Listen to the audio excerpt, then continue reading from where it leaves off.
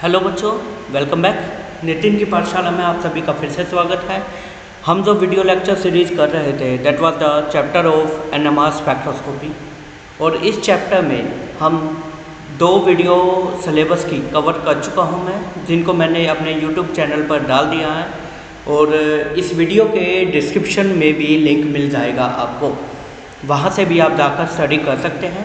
तो अब तक जो हमने इस स्पेक्ट्रोस्कोपी में स्टडी किया, हमने पढ़ा कि पहले हमने न्यूक्लियर स्पिन के बारे में पढ़ा। न्यूक्लियर स्पिन के बाद फिर हमने स्टडी किया कि आपके पास what is the principle behind this. Principle क्या है एनएमआर स्पेक्ट्रोस्कोपी का, स्पेक्ट्रोफोटोमीटर्स क्या है, साथ ही में सॉल्वेंट्स क्या क्या यूज़ किए जाते हैं। फिर उसके बाद शील्डिंग डीशील्डिंग का कंसेप्ट लेके आए हैं हम, क्या होता है क्या नहीं।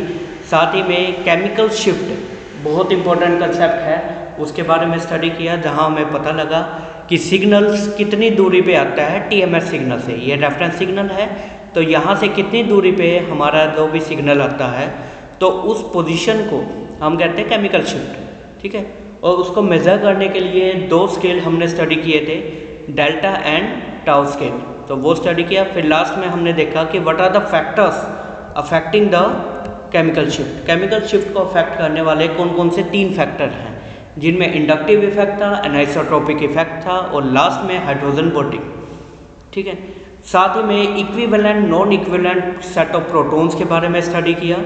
तो अब तक जो हमने स्टडी किया उसमें आपको बस इतना बताया गया है कि इतने टाइप के आपके प्रोटॉन्स रहेंगे, हाइड्रोजन्स, ठीक है, और उन हाइड्रोजन का एक सिग्नल आएगा ये, ठीक है। तो यहाँ तक तो था, ठीक है, कोई बात नहीं। आप सिंपल सी है पॉइंट कि जैसे सपोज कीजिए ये टोल्यूइन मॉलिक्यूल है, ठीक है, इन तीन CH3 का एक सिग्नल आना है, तो एक सिग्नल आ गया तो that is the sharp signal, बस, ठीक है।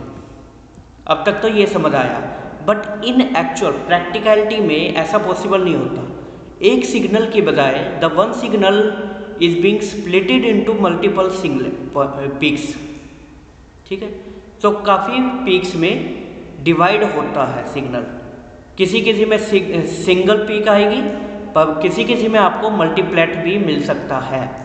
तो वो कैसे मिलता है, और इस प्रोसेस को हम कहते हैं स्प्लिटिंग ऑफ द सिग्नल, कि आपके पास एक सिग्नल ऑब्जर्व होना था, but due to some reason this signal has been splitted into multiple peaks, काफ़ी पीक्स में डिवाइड हो गया है सिग्नल।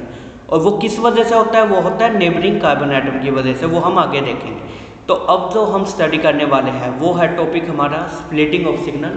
और ये जो कंसेप्ट है कि सिग्नल स्प्लिट होता है, ये काफ़ी सौभाग्य है कि PMR स्पेक्ट्रोस्कोपी में हमें हेल्प करता है। ये ऐसा नहीं है कि कॉम्प्लेक्सिटी बढ़ा दी है ना, बल्कि this concept helps to determine the actual structure of the molecule, ठीक है। और इस कंसेप्ट को हम कहते हैं स्पिन स्पिन कपलिंग, ठीक है। और ये केवल किसके में पॉसिबल है, जो दो नेबरिंग कार्बन है।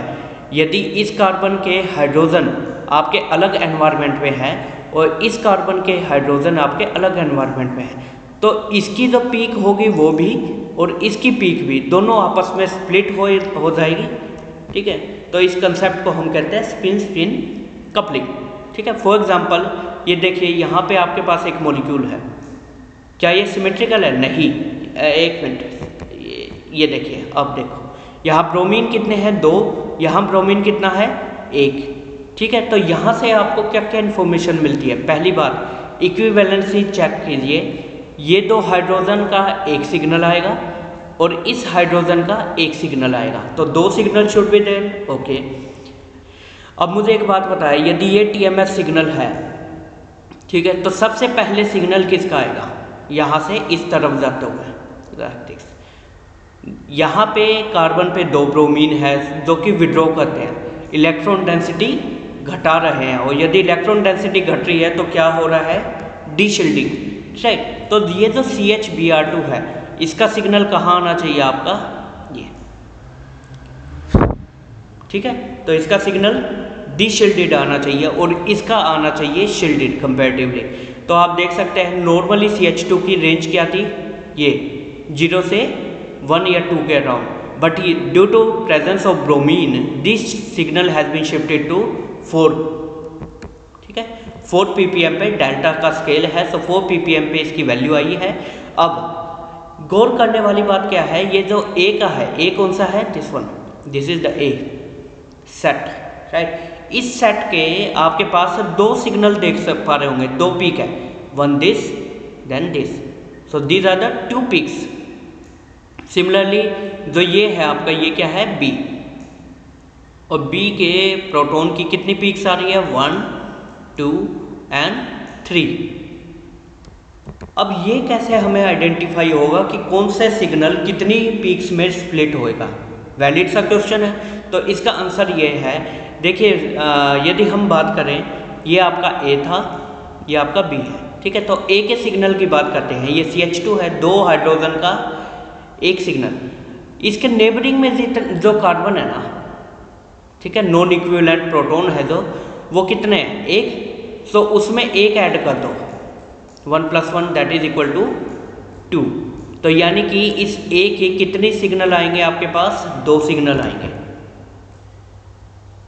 क्लियर है। ऐसे ही यदि मैं बी के सिग्नल की बात करूं, यानी दिस, इसकी, ठीक है, इसके नेबरिंग में कितने कार्बन है, एक ये, और इस कार्बन पे कितने हाइड्रोजन है, 2। तो यानी कि इसमें क्या करना पड़ेगा, 2 + 1 यानी कि 3। आप देख सकते हैं 3 सिग्नल में स्प्लिट हुआ है, यहाँ 2 में हुआ है, ठीक है। तो फॉर्मूला समझ आ गया, फॉर्मूला इज n+1 जो फॉलो होगा, और जहाँ पे n क्या है, नेबरिंग कार्बन पे जो नॉन इक्विवेलेंट प्रोटॉन है, केवल नॉन इक्विवेलेंट की बात कर रहा हूँ, इक्विवेलेंट की नहीं, ठीक है, ध्यान रहे इस बात का। अब जैसे यहाँ देखिए, इस मॉलिक्यूल में सिमेट्री नहीं है, ओके, तो यानी कि इसका सिग्नल अलग आएगा, इसका सिग्नल अलग आएगा, ठीक है। डी शील्ड कौन सा होगा इनमें से, डी शील्ड ये होगा क्योंकि 2 ब्रोमीन लगे हुए हैं इस पर, ये ज़्यादा डी शील्ड डाउनवर्ड आएगा। तो पहले इसका, ये पहले सिग्नल आएगा CH3 का, फिर आएगा इसका। अब CH3 का सिग्नल कितने में स्प्लिट होएगा, CH3 के 3 प्रोटॉन है, बट नेबरिंग में चेक करना है, नेबरिंग में 1 है, सो 1 + 1, तो इसका सिग्नल आपका स्प्लिट हो जाएगा 2 में, ठीक बात है। ऐसे ही इस CH की बात करें यदि हम, तो ये कितने में स्प्लिट होएगा, 3 + 1 दैट इज 4, ठीक है। तो ये आपका रूल है, और द सिग्नल, अच्छा ये डेफिनेशन है स्प्लिटिंग की, इन केस यदि एक नंबर में पूछ ली जाए, the signal from each set of equivalent protons does not appear as a single peak but usually appears as a group of peaks, and this concept is commonly called as a splitting of PMR signal, ठीक है। अब ये molecule देखिए, इस group में यदि मैं आपसे पूछूं, ये CH है, इसका सिग्नल कितने में स्प्लिट होगा, तो इसके नेबर में कितने हैं, 2 + 1, तो यानी कि 3 में स्प्लिट होगा ये आपका। और यदि इसकी बात की जाए, इस CH2 की, तो इसके नेबर में केवल 1 हाइड्रोजन है, सो 1 + 1 दैट इज इक्वल टू 2, ये आपका डबलेट रहेगा, ठीक है। अच्छा ये टर्म क्या है, देखिए यदि 2 पीक में स्प्लिट हो रहा है तो हम कहेंगे डबलेट, 3 में हो रहा है ट्रिपलेट, 4 में हो रहा है क्वार्टेट, 5 में हो रहा है क्विंटेट, ठीक है। और यदि मान लो केवल सिंगल पीक रहती है तो सिंगलेट, ठीक है, ये है। अब ये देखिए सिग्नल फ्रॉम, नॉर्मली ये सिग्नल पोजीशन पे आना चाहिए था, but due to presence of the adjacent carbon atom ये स्प्लिट हो गया 2 में, ठीक है। This splitting of PMR signal is due to different spin states of adjacent protons and therefore it is called as a spin splitting और spin coupling, ठीक है। And number of peaks to which signal is split is called as a multiplicity. So doublet में multiplicity कितनी हुई, 2, ठीक है, triplet में 3, quartet में 4, ठीक है। तो इसको थोड़ा देख लेना। और हाँ, तो अब इसमें कंसेप्ट निकल के आता है कि ठीक है, चलो मान लिया कोई एक सिग्नल था, वो इवेंचुअली हुआ क्या कि वो 2 पीक्स में डिवाइड हो गया, ठीक है। इन 2 पीक्स के बीच में स्पेस तो होगा ना कुछ डिस्टेंस होगा, और वो किस में मेजर किया जाएगा, ऑब्वियस है हर्ट्ज में। तो इस डिस्टेंस को हम कहते हैं coupling constant. The spacing between the 2 peaks of doublet is exactly same as the spacing between 2 adjacent peaks of triplet। right? And this concept, this spacing in hertz is called as a coupling constant, ठीक है। और इस case में यदि आपको ये याद करने का तरीका है, देखिए एक पास्कल ट्रायंगल आती है आपके, इसमें पता नहीं बनाई है या नहीं, एक मिनट, शायद यहाँ, ये this is the pascal triangle. देखिए सिंगलेट के केस में तो एक सिंगलेट है, कोई बात नहीं, एक ही पीक है, but in case of doublet ये क्या है, that is the intensity of the peaks, कि दो आपके दो पीक्स बनी, उनकी इंटेंसिटी क्या है 1:1, यानी कि 50-50%, टोटल इंटेंसिटी का 50-50%। ऐसे ही ट्रिपलेट के केस में क्या रहेगी, जो साइड वाली है उनकी 1 बट जो बीच में है दैट वुड बी डबल, ठीक है। तो आप ऐसे देख सकते हैं that one, this one, that would be triplet, समझ आ गया। यदि ये एक है तो बीच वाले की कितनी हाइट होगी, 2, ठीक है। इस तरीके से आप समझ सकते हैं। ऐसे ही क्वार्टेट 4 में 1 3 3 1 दिस। तो ये है आपका पास्कल ट्रायंगल, जिसके बिहाफ पे डिसाइड किया जाता है इंटेंसिटी क्या रहेगी। अब कुछ नोटेबल पॉइंट है आपके स्प्लिटिंग में भी, मैं इसी के थ्रू ही समझाता हूँ आपको, ग्राफ के थ्रू। ये देखिए नोटेबल पॉइंट क्या है, देखिए ये वाला हाइड्रोजन इसके सिग्नल को स्प्लिट कर रहा है और ये वाला हाइड्रोजन इसके सिग्नल को स्प्लिट कर रहा है, दोनों आपस में एक दूसरे को स्प्लिट कर रहे हैं। तो ऐसे सिनेरियो में जहाँ पे दो डिफरेंट नॉन इक्विवेलेंट सेट आपस में एक दूसरे के सिग्नल को स्प्लिट करते हैं, अलग करते हैं, तो उस केस में जो स्पेसिंग है ना, कपलिंग कांस्टेंट, वो दोनों की सेम होएगी, ठीक है। तो यानी इसके बीच का जो स्पेस है वो और इनके बीच का जो स्पेस है वो इक्वल रहेगा, एक दूसरे के बराबर, ठीक है। एक पॉइंट तो ये। सेकंड पॉइंट क्या है, देखिए यहाँ पे आप नोट करेंगे, नॉर्मली ट्रिपलेट की क्या रेशो होनी चाहिए थी, अभी अभी आपको बताया था 1:2:1, ये होना चाहिए। तो 1 2, पर ये देख सकते हैं 1 से थोड़ा ज़्यादा है। तो होता क्या है इन एक्चुअल, ये भी फॉर्चुनेट है, सौभाग्यपूर्ण है कि ऐसा होता है। होता क्या है कि जो सिग्नल आपस में स्प्लिट कर रहे हैं, ठीक है, उनके इनर साइड की जो पीक्स है, जैसे ये दोनों इनर साइड की पीक्स है, इनकी इंटेंसिटी बढ़ जाएगी, और जो बाहर वाली है आउटर, जैसे ये और ये वाला डबलेट का, इनकी इंटेंसिटी घट जाएगी, ठीक है। तो आप देख सकते हैं यदि यहाँ से शुरू करें ये दिस टाइप, ऐसे ही यहाँ से यदि शुरू करें दिस टाइप, तो ऐसे सिग्नल में जहाँ एक दूसरे की तरफ जो जा रहे हैं और कपलिंग कांस्टेंट भी सेम है, तो वहाँ से हमें आइडिया मिल जाता है these two signals are splitting each other, एक दूसरे को स्प्लिट कर रहे हैं, ठीक है। सो ये कुछ पॉइंट्स थे जो आपको इम्पोर्टेंट है from exam point of view, conceptual यदि समझना है तो। नेक्स्ट देखते हैं, what are the rules for the spin splitting of the proton signal. कुछ रूल्स है जो कि आपके लिए इम्पोर्टेंट है। पहला, the splitting of proton signal is only caused by non equivalent, ये मैं बता चुका हूँ, केवल नॉन इक्विवेलेंट का, ठीक है। यदि आपके इक्विवेलेंट प्रोटॉन्स है नेबरिंग में, तो वो स्प्लिट नहीं करेंगे, ठीक है। तो next, the splitting of one proton by another proton on the same carbon. कई बार क्या होता है, सेम ही कार्बन पे दो डिफरेंट नॉन इक्विवेलेंट प्रोटॉन होते हैं, तो उस केस में कपलिंग को कहा जाएगा जेमिनल कपलिंग। ये किसका था, ये विसिनल कपलिंग का केस था, ठीक है। एग्जाम्पल के लिए ये देखिए, इस मॉलिक्यूल को देखो, यहाँ एक तो सिग्नल इसका आ गया, ओके, नॉन सिमेट्रिकल है, ठीक है। तो यानी कि एक इसका, एक इसका और एक इसका। अब ये दोनों हाइड्रोजन आपके सेम कार्बन पे है, ठीक है, they are on the same carbon, so that's why ये इसका सिग्नल इसको स्प्लिट करेगा और इसका सिग्नल इसको स्प्लिट करेगा, और वो कपलिंग या splitting would be called as a geminal coupling, ठीक है। हाँ, तो ये केस है। Next question, the number of peaks into which a signal is split is equal to 1 more than number of vicinal proton. ये मैं बता ही चुका हूँ, n+1 रूल रहेगा।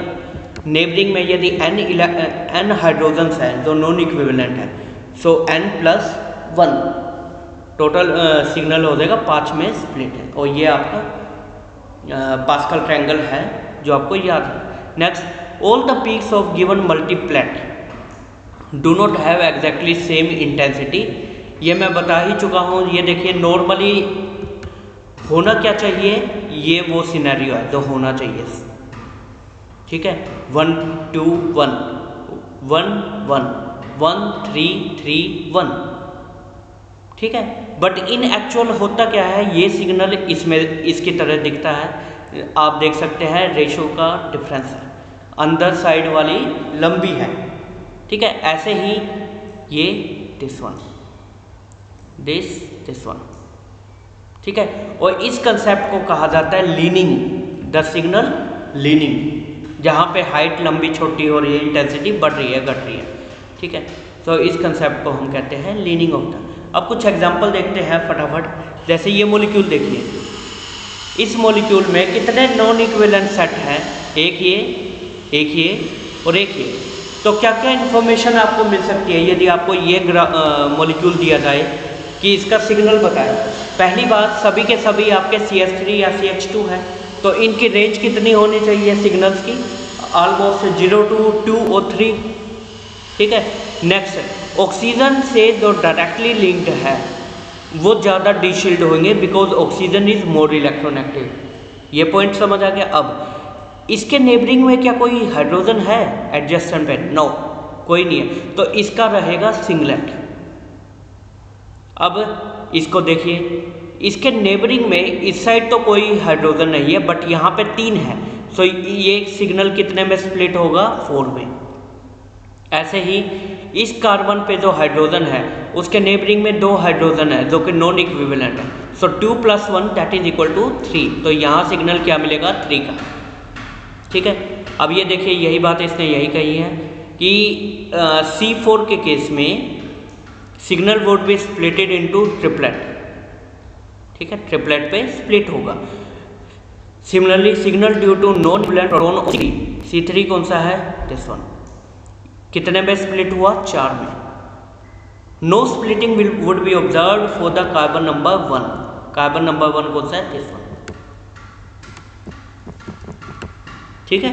तो इसी प्रकार से अब इसकी काउंट की जाए, देखिए ये तीनों तो सिमिलर है, okay, let me see this they are equivalent set of protons, so 3 3 6 और 3 9, ठीक है। तो इन 9 के 9 का आपका एक सिग्नल रहेगा, और नेबरिंग में कौन सा कार्बन है? दिस वन, ठीक है, जिस पे कोई हाइड्रोजन नहीं है। हमें नेक्स्ट पे नहीं जाना, कभी आप नेक्स्ट चलते रहो, नहीं, केवल नेक्स्ट कार्बन पे देखना है बस। यहाँ पे नहीं है तो इसका क्या आएगा? सिंगलेट। और इसका देखा जाए, इसके नेबरिंग में भी कोई हाइड्रोजन नहीं है, तो इसका भी आएगा singlet. 2 singlet would be observe, जहाँ पे इस सिग्नलेट की इंटेंसिटी काफ़ी हाई होगी, क्योंकि ये देख सकते हैं 3 3 6 और 3 9 है, ठीक है। नेक्स्ट आपके पास कौन सा आता है, ये देखते हैं, दैट इज द टोल्यूइन। अब टोल्यूइन के केस में ये भी प्लेन ऑफ सिमेट्री है, ये भी प्लेन ऑफ सिमेट्री है, जिसकी वजह से क्या होगा, ये चारों के 4, 2 ये और 2 ये एक सिग्नल देंगे, ठीक है। तो एक सिग्नल ये देंगे और दूसरा सिग्नल ये दोनों मिथाइल ग्रुप देंगे मिलके, सो दे वुड बी 2 सिग्नल्स, ठीक है। और क्योंकि इसके नेबरिंग में आपके कोई हाइड्रोजन नहीं है, तो इनका क्या आएगा? सिंगल। ऐसे ही CH3 का भी क्या आएगा? सिंगल। दोनों singlet would be observe. Next, इस मॉलिक्यूल में देखिए आपके पास क्या है, एक तो ये हाइड्रोजन है, ठीक है, और 3 CH3 है, तो एक सिग्नल इसका आएगा और एक सिग्नल इसका आएगा, ठीक बात है। बट कितने में स्प्लिट होगा? ये कितने में स्प्लिट होगा? 2 में, मिथाइल का, ठीक है, आप देख सकते हैं डबलेट में। और ये जो कार्बन पे हाइड्रोजन है, ये कितने में स्प्लिट होगा? ये होगा 4 में, क्योंकि नेबरिंग में 3 मिथाइल प्रोटॉन्स हैं, ठीक है। अब इसमें चेक कर लीजिए, क्या कोई प्लेन ऑफ सिमेट्री है? नो, कोई प्लेन ऑफ सिमेट्री नहीं। तो एक सिग्नल इसका, एक सिग्नल इसका और एक सिग्नल इसका। ये कौन से एग्जाम्पल है? ये जेमिनल कपलिंग है, ठीक है। ये आपका क्या शो करेंगे, geminal coupling. Coupling coefficient different रहेगा, ठीक है। तो यानी कि इसका सिग्नल भी डबलेट में चेंज होएगा, इसका सिग्नल भी डबलेट में चेंज होएगा, और इसका सिग्नल किस में रहेगा, सिंगल, ठीक है। तो ये आपके पास कंसेप्ट था। नाउ कपलिंग कांस्टेंट की बात करें। कपलिंग कांस्टेंट मैं बता चुका हूँ, the distance between the adjacent peaks in a multiplet, ये वर्ड जरूर लिखें जब भी आप लिखें डेफिनेशन, ठीक है, उसको कहा जाता है coupling constant, and it is denoted by the symbol J, और साथ ही में किस में शो किया जाता है, हर्ट्ज में एक्सप्रेस किया जाता है इसको, ठीक है। तो मैग्नीट्यूड की बात की जाए, अलग अलग वैल्यूज हैं, एक टेबल फॉर्मेट बना लेना ताकि आपको आसानी हो।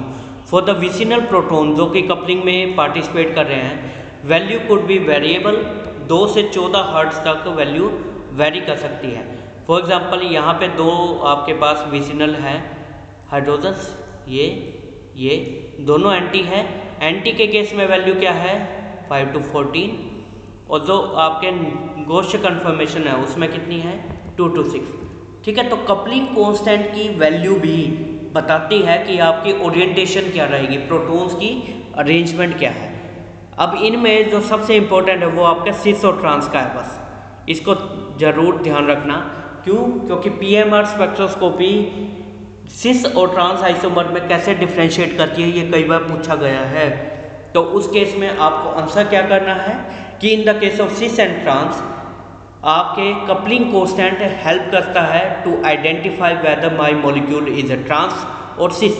क्यों? क्योंकि सिस के केस में रेंज क्या रहेगी 6 to 14, जे के केस में, ट्रांस के केस में 11 to 18 हर्ट्ज, ठीक है। और साथ ही में जो आपका नंबर ऑफ सिग्नल है वो तो रहेगा ही पैटर्न। जेमिनल प्रोटॉन्स के केस में कितना डिफरेंस है आप देख सकते हैं, 0 से 20 हर्ट्ज कुछ भी वैल्यू आ सकती है, ठीक है। विनाइलिक के केस में अभी जो विनाइलिक का एग्जांपल देखा था उसमें 0 to 7, ठीक है। एरोमेटिक प्रोटॉन्स के केस में ऑर्थो में 8 to 10, मेटा में घट गई और जे पैरा में और भी कम होगी, ठीक है। तो ये था आपका कंसेप्ट कपलिंग कांस्टेंट का और स्पिन कपलिंग का। नेक्स्ट आपके पास कंसेप्ट आता है magnetic equivalence of the proton. अब ये क्या नया कंसेप्ट है उसको समझिए। देखिए आपने घर में पंखा वगैरह जो चलता है, यदि आपके पंखे की स्पीड तेज़ है तो आपको ब्लेड से नहीं दिखेंगे, ठीक है। लेकिन यदि आप पंखे की स्पीड कम कर दें तो क्या होगा कि आपको एक एक पंखड़ी साफ दिखेगी मूव करती हुई। तो वही कंसेप्ट यहाँ पे है कि आपके पास देखिए नॉर्मली जो CH3 मॉलिक्यूल ग्रुप है, इसके जो 3 हाइड्रोजन्स हैं उनको हम इक्विवेलेंट लेते हैं, राइट, कि दे आर इक्विवेलेंट और तीनों का एक सिग्नल।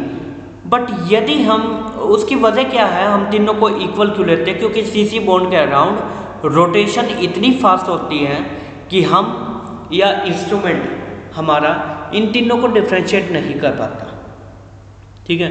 बट क्या हो यदि हम टेम्परेचर घटा के, इंस्ट्रूमेंट की सेंसिटिविटी बढ़ा के हम क्या करें कि हम ये इनकी रोटेशन के हिसाब से ही अपनी पिक्चर्स ले पाएँ, तो उस केस में क्या होगा, ये तीनों भी अलग अलग सिग्नल देना शुरू कर देंगे, ठीक है। तो इस कंसेप्ट को कहा जाता है मैग्नेटिकली इक्विवेलेंस, ठीक है।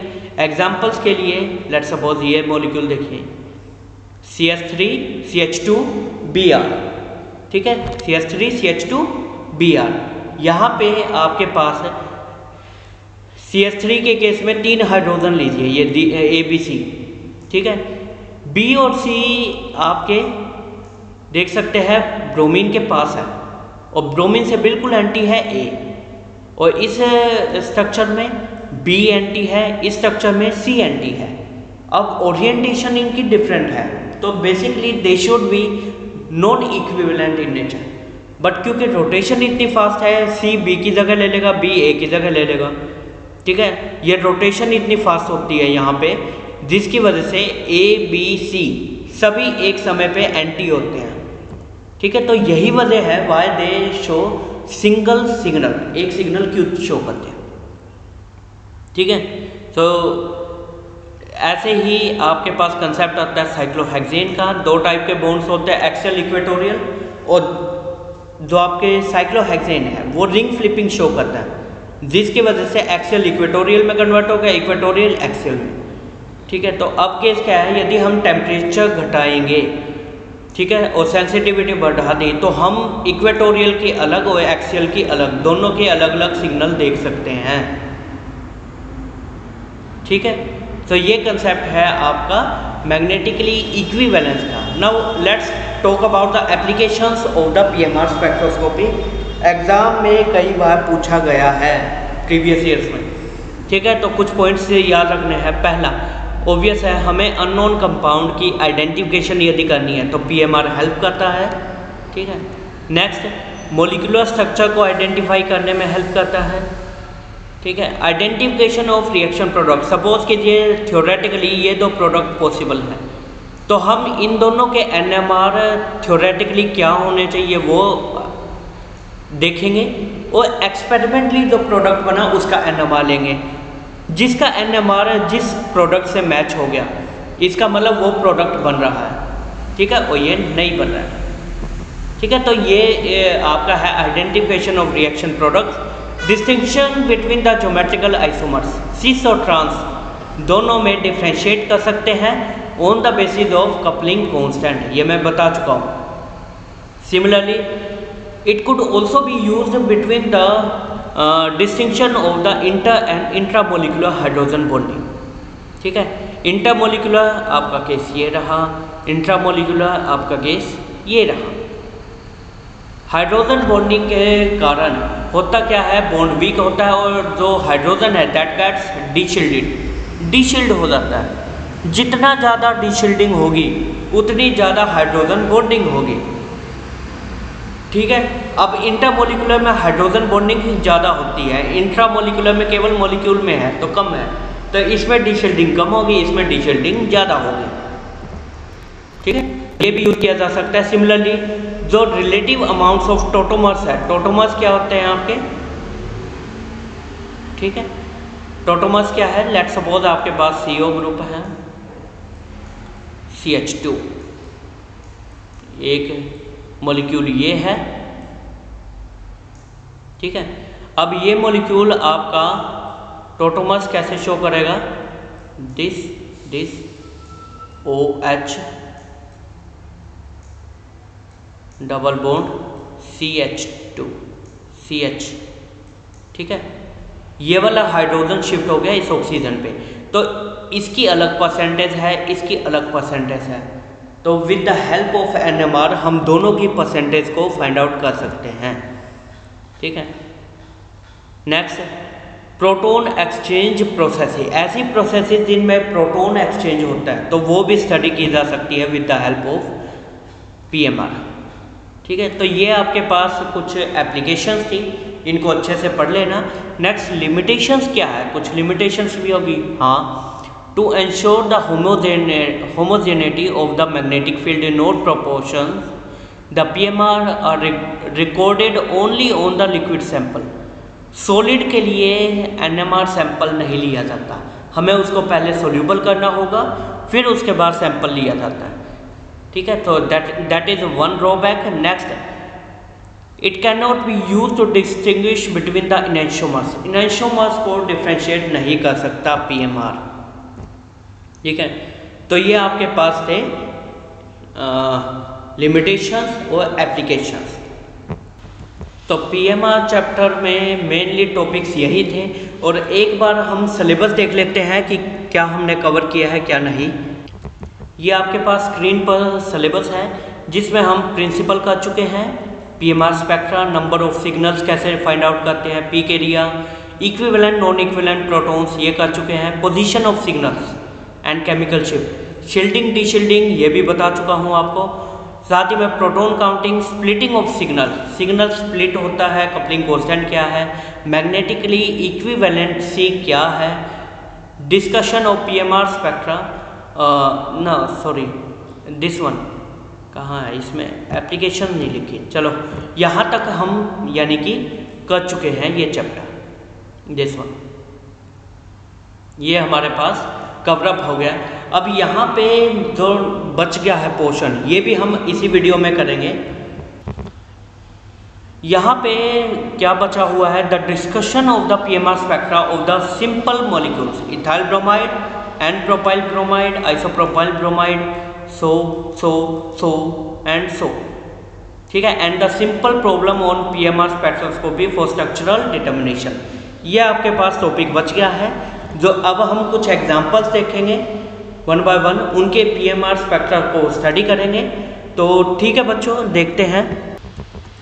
तो यहाँ पे हम वन बाय वन आते हैं। देखिए पहला आपके पास है इथाइल ब्रोमाइड, कितने नॉन इक्विवेलेंट प्रोटॉन है, 1 signal would B for this, 1 for this, ठीक है। तो 2 सिग्नल आने हैं, पहले आप नोट कीजिए 2 सिग्नल है। फिर उसके बाद देखना कि इसका सिग्नल कहाँ है, बी, जो ब्रोमीन से अटैच है। तो ब्रोमीन डायरेक्टली है तो डीशिल्डेड होगा, सो बी का सिग्नल आप देख सकते हैं हायर डेल्टा वैल्यू पे, और ए का सिग्नल आपका कहाँ है, लोअर डेल्टा वैल्यू पे, अपफिल्ड है, ठीक बात है। फिर उसके बाद आपको शो करना है स्प्लिटिंग का, ए का सिग्नल कितने में स्प्लिट होगा, 2 + 1 दैट इज 3, तो आप देख सकते हैं ट्रिपलेट है, ठीक है। ऐसे ही बी का सिग्नल कितने में स्प्लिट होगा, 4 में, ठीक है। तो ये आप देख सकते हैं दिस इज द 4 क्वार्टेट है, ठीक है। तो ये इंफॉर्मेशन आपको थ्योरेटिकली फॉर्म में, इस फॉर्म में लिखनी है। यदि मान लो आपसे क्वेश्चन पूछ लिया जाएगा कि एक्सप्लेन करें PMR spectra of the ethyl bromide molecule, ठीक है, 3 नंबर का क्वेश्चन आ गया, तो उसमें लिखोगे क्या, तो उसमें एक अप्रोक्सीमेट आपको ग्राफ भी बनाना पड़ेगा, फिर उसके बाद वैल्यूज़ भी लिखनी होगी, और ये वैल्यूज़ भी याद करने के लिए आप रेंज भी लिख सकते हैं, तो भी नंबर मिल जाएंगे आपको। बस नोट क्या करना है, एक तो डेल्टा वैल्यू देनी है, कितने प्रोटॉन का सिग्नल है वो देना है, और जे की वैल्यू कितनी है। नॉर्मली जो एल्केन्स हैं उनमें 7 वैल्यू होती है, ठीक है। तो क्या क्या देना है कि ट्रिपलेट है, क्वार्टेट है, क्या डेल्टा वैल्यू है, केमिकल शिफ्ट क्या है, कितने प्रोटॉन का सिग्नल है, और जे की वैल्यू क्या है। ये 4 चीज़ें आपको हर सिग्नल की देनी पड़ेगी। फिर उसके बाद आपको इन्हीं चारों को, इन्हीं दोनों सिग्नल्स को एक्सप्लेन करना है on the basis of theory, ठीक है, थ्योरेटिकल फॉर्म में लाके, तो आपका 3 नंबर स्कोर हो जाएंगे, कहीं नहीं गए, ठीक है। सिमिलरली नेक्स्ट में देखते हैं, ये क्या है, n propyl bromide, okay, unsymmetrical है, ठीक बात है। तो कितने सिग्नल होने चाहिए, 1, 2 एंड 3 सिग्नल। ब्रोमीन देखिए अब यहाँ पे सी बिल्कुल ब्रोमीन के पास है, तो सबसे पहले सबसे नीचे आएगा सी हायर डेल्टा वैल्यू पे, देन बी और देन ए, ठीक है। अभी नेक्स्ट पॉइंट क्या है कि इनमें कितने में स्प्लिटिंग हो रही है, तो पहले ए को देखिए, ए के नेबर में 2 है, सो 2 + 1, तो आप देख सकते हैं यहाँ ट्रिपलेट है। सी वाले में देखिए CH2 है, इसके नेबर में 2 हाइड्रोजन है, तो ये भी ट्रिपलेट में है। बट बी वाले के नेबर में 2 तो ये और 3 ये, 3 2 5, तो 5 + 1 हेक्सेट, ठीक है। तो ये आपके पास है, और जहाँ पे 5 से ज़्यादा आ जाए तो आप कह सकते हैं मल्टीप्लेट मिल रहा है मुझे, सेक्सटेट की बजाय मल्टीप्लेट है, ठीक है। तो यही सारी इन्फॉर्मेशन देखिए यहाँ लिखी गई है और इसको एक्सप्लेन किया गया है। नेक्स्ट इसको भी कर लेंगे आप, नेक्स्ट पे चलते हैं। यहाँ पे देखिए आपके पास एक सिग्नल ये और एक सिग्नल ये, ब्रोमीन 2 लगे हुए हैं, तो इसको कुछ ज़्यादा डीशील्ड दिखा दो, देखो 6 का राउंड दिखाया हुआ है सिग्नल, ठीक है। और ये CH3 ये आपका 2 to 3 के बीच में कितने में स्प्लिट हुआ है वो शो कर दीजिए, आपका तैयार है, ठीक है। इस मॉलिक्यूल को हो गया। नेक्स्ट ये इंपॉर्टेंट है, इथेनॉल। इथेनॉल कई बार पूछ लिया जाता है, तो इथेनॉल में आपके कितने नॉन इक्विवेलेंट प्रोटॉन है, देखिए एक सेट ये और एक ये मोबाइल हाइड्रोजन, ठीक है। तो ऑब्वियस है इस OH का आपका स्प्लिटिंग नहीं होएगी, इस बात को ध्यान रखना। OH हो NH2 हो, जो मोबाइल प्रोटॉन्स है उनकी स्प्लिटिंग नहीं होगी, क्यों, क्योंकि वो मोबाइल है, वो एक मॉलिक्यूल पे टिकेंगे ही नहीं, एक हाइड्रोजन दूसरे पे चले गए, दूसरे से तीसरे पे, ठीक है। So that is the cases and that's why they would be always singlet for them. ठीक है, कभी आप गलती से OH के सिग्नल को 3 में डिवाइड कर दो ना, यह हमेशा क्या रहेगा, सिंगलेट। ठीक है, अभी इसके सिग्नल कितने में स्प्लिट होगा, 3 में, तो आप देख सकते हैं यहाँ ट्रिपलेट है। इसका सिग्नल कितने में स्प्लिट होगा, 3 + 1 4 में, तो क्वार्टेट है। ठीक है, और दोनों की J वैल्यू भी सेम है, एक दूसरे को स्प्लिट कर रहे हैं। OH स्प्लिट नहीं कर रहा तो J वैल्यू लिखने की ज़रूरत नहीं, क्योंकि होगी ही नहीं, जब स्प्लिट ही नहीं हुआ तो J कहाँ से आएगा। ठीक है, इन्हीं बातों को इसमें लिख दीजिए आप। नेक्स्ट CH3 CHO, इसका भी कर लोगे तुम। आगे चलते हैं, इथाइल एसिडेट, ये इंपॉर्टेंट है। यहाँ पे क्या है, देखिए कितने टाइप के सिग्नल है, 1 2 and 3। ठीक है, 3 सिग्नल रहेंगे। साथ ही में इन सिग्नल की यदि पीक्स की बात की जाए, देखिए 3 सिग्नल में एक सिग्नल ये रहा, एक ये रहा, एक ये रहा। ठीक है, तो 2 आपके पास देख सकते हैं डेल्टा वैल्यू। CH3 की क्या है, 1.25।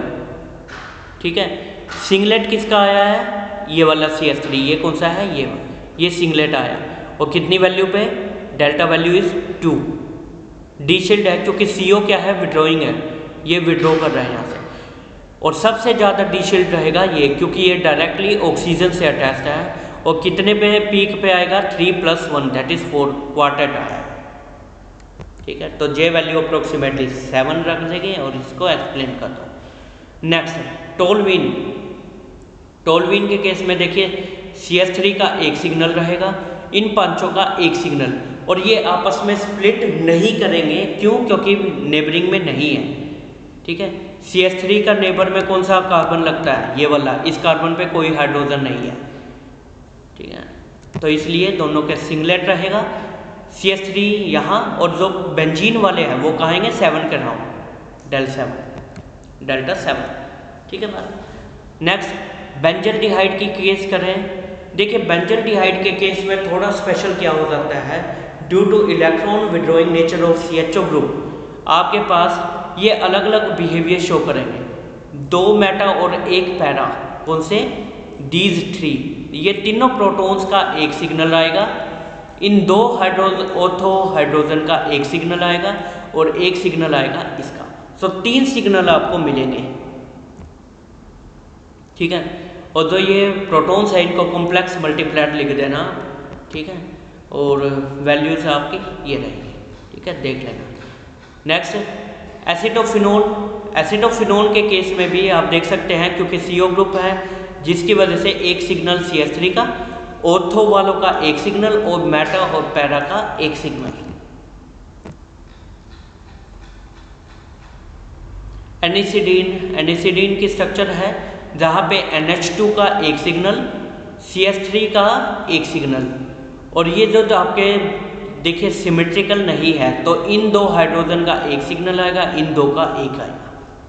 सो ओवरऑल देयर आर 4 सिग्नल्स। ठीक है, तो 4 सिग्नल रहेंगे, और NH2 का आप देख सकते हैं that is the broad signal. NH2 का समवट ब्रॉड सिग्नल आएगा, मोबाइल हाइड्रोजन है। OCH3 ज़्यादा डिशिल्डेड है, ठीक है, एज कंपेयर टू NH2। इसको लिख लेना।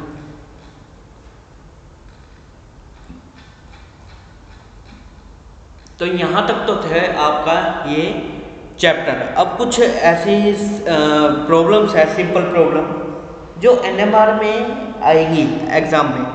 ठीक है, तो मैं उनका जस्ट वन एग्जांपल करके दिखा दूंगा आपको कि कैसे टाइप के क्वेश्चन आ सकते हैं, ताकि आपको आसानी हो। बट अल्टीमेटली प्रैक्टिस आपको खुद ही करनी पड़ेगी। ठीक है, और किसी भी मॉलिक्यूल में कोई भी प्रॉब्लम आए तो आप कमेंट सेक्शन में बता सकते हैं। मैं कोशिश करूँगा कि उसको सॉर्ट आउट करके आपको एक्सप्लेन कर सकूँ। ठीक है बच्चों, तो अब जैसे एग्जांपल के लिए इस प्रकार के क्वेश्चन डेफिनेटली आता है, कई बार देखा गया है। Propose the suitable structure of the compounds with molecular formula that give rise to 1 signal. केवल एक सिग्नल दें। ठीक है, तो एक सिग्नल के देखिए C5H12। पहली बात तो नोट कीजिए ये कौन सा फॉर्मूला है, CN H2n+2 इसमें फिट हो रहा है। 5 5 दूनी 10 और 2 12, यस फिट हो रहा है। तो इसका मतलब ये मॉलिक्यूल क्या है, एल्केन। पहली बात दिस इज एल्केन। अब एल्केन में भी ये 5 कार्बन एटम का एल्केन है और एक सिग्नल आना चाहिए, ठीक है। अब यदि आप पेंटेन बनाएंगे, this that is the pentane, यहाँ पे यदि ये आप सिमेट्री भी लें तो एक सिग्नल इसका, एक इसका और एक इसका, 3 सिग्नल मिल रहे हैं।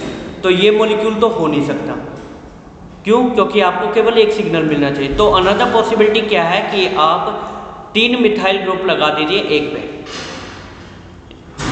सॉरी 3 नहीं 4, 5 है ना, 5 कार्बन में से 4 मिथाइल ग्रुप एक ही कार्बन पे लगा दो, तो वहाँ से आपको आइडेंटिफाई हो जाएगा, ठीक है। ये देखिए इनका एक सिग्नल आ गया। ऐसे ही C8H18 या 8 दूनी 16 + 2 18, यानी ये भी एल्केन की बात कर रहा है। तो C8 है तो ये आपका मॉलिक्यूल रहेगा, सिमेट्रिकल है, आप देख सकते हैं। तो सारे के सारे इक्विवेलेंट प्रोटॉन्स, और ये कई बार पूछा गया है, मैं पहले ही बता दूं, तो इसलिए इसको ध्यान से रखना, ठीक है। नेक्स्ट C2HBr2, और H नहीं है, ये H4 है, ये देखिए H4, C2H4Br2। तो एल्केन नहीं है, सब्स्टिट्यूटेड है, तो इसका मॉलिक्यूल का ये फॉर्मूला रहेगा, ठीक है। इक्विवेलेंट प्रोटॉन्स है। नेक्स्ट C2H6O, CH3OCH3, सिंपल था ये तो ऐसे प्रकार के क्वेश्चन आ सकते हैं। Next compound having molecular formula, molecular formula दे दिया है C10H14। आप देख सकते हैं सैचुरेटेड नहीं है, अनसैचुरेटेड है काफ़ी ज़्यादा, ठीक है। तो C10H14 है और PMR सिग्नल की वैल्यू ये है। तो आपको असाइन करना है कि क्या स्ट्रक्चर हो सकती है। तो ये देखिए, ये आपके पास स्ट्रक्चर है जहाँ पे एक सिंगलेट और एक सिंगलेट, यानी 2 सिंगलेट मिलेंगे। जहाँ पे एक सिंगलेट तो कहाँ वैल्यू है देख सकते हैं 0.88, यानी कि CH3 की या CH2 की बात की जा रही है यहाँ पे, क्योंकि उसी का सिग्नल इस रेंज में आता है। यहाँ पे डेल्टा वैल्यू क्या है 7.28 सिंगलेट है, और 7 वाली रेंज किसकी होती है, बेंजीन मॉलिक्यूल की, बेंजीन ग्रुप की, और 5 हाइड्रोजन है, तो बेंजीन में 5 हाइड्रोजन हो गए, ठीक है। यहाँ पे कितने हाइड्रोजन दिखा रखे हैं, 9। सो 9 कैसे हो सकते हैं, जब 3 मिथाइल ग्रुप हो, तो यानी कि एक कार्बन पे 3 मिथाइल लगा दो, ठीक है। इनका एक सिग्नल आ गया और इसको बेंजीन से जोड़ दो तो आपका ये, तो ये मॉलिक्यूल रहेगा आपका। इंटरेस्टिंग है, जब आप करने लगेंगे ना, सोल्व करने लगेंगे, तो ऐसे कंसेप्ट काफ़ी इजी हैं, आपको आसान रहेंगे, ठीक है। But practice is a must, practice ज़रूरी है। नेक्स्ट क्वेश्चन, ये थोड़ा एडवांस हो गए, उसमें देख लेते हैं। एंड ये वैसे मुझे लगता नहीं, पूछे तो गए नहीं हैं पिछले सालों में, ठीक है, ये नहीं पूछे गए हैं, तो ये मोस्ट प्रोबेबल चांस है ऐसा नहीं आएगा, ठीक है। तो इसको रहने देते हैं। ओके, तो ये आपके पास कुछ सैंपल्स थे क्वेश्चन के, और इस चैप्टर में आज के लिए इतना ही। ये चैप्टर मेरी तरफ से आपके लिए कंप्लीट है। किसी भी बच्चे को डाउट या क्वेरी हो, ही और she is most welcome to comment section. एक बार सिलेबस फिर से देख लेते हैं। ये आपके पास सिलेबस था, और इस सिलेबस में आप देख सकते हैं हमने ethyl bromide, n propyl bromide, isopromide, ये सारे मॉलिक्यूल के एग्जांपल करके देख लिए। Toluene, benzaldehyde, acid of known and simple problems on the spectroscopy. तो मेरी तरफ से आप सभी बच्चों के लिए ये पेपर का सिलेबस मेरी तरफ से कंप्लीट है, और तीनों ही चैप्टर्स की जो वीडियो लेक्चर्स है वो मैं अपने चैनल पे डाल चुका हूँ। इसी प्लेलिस्ट में आपको ये तीनों मिल जाएंगे, तो वो आप जाके देख सकते हैं, ठीक है। नहीं, इसी प्लेलिस्ट में NMR और ऑर्गेनोमेटेलिक मिलेंगे। कार्बोहाइड्रेट की अलग से प्लेलिस्ट है, वो आप सर्च कर लेना, देख लेना, आपको मिल जाएगा, ठीक है बच्चों। तो ठीक है बच्चों, ये था आज के लिए इतना ही। ये चैप्टर, ये पेपर मेरी तरफ से कंप्लीट है आप सबके लिए। तो wish you a very good luck for the exams. और कोई भी डाउट क्वेरी हो आप कमेंट सेक्शन में मोस्ट वेलकम है। पढ़ते रहिए, सेहतमंद रहिए और जल्द ही नेक्स्ट वीडियो लेक्चर सीरीज़ में मिलेंगे। तो टेक केयर, जय हिंद, जय माँ भारती, बाय बाय।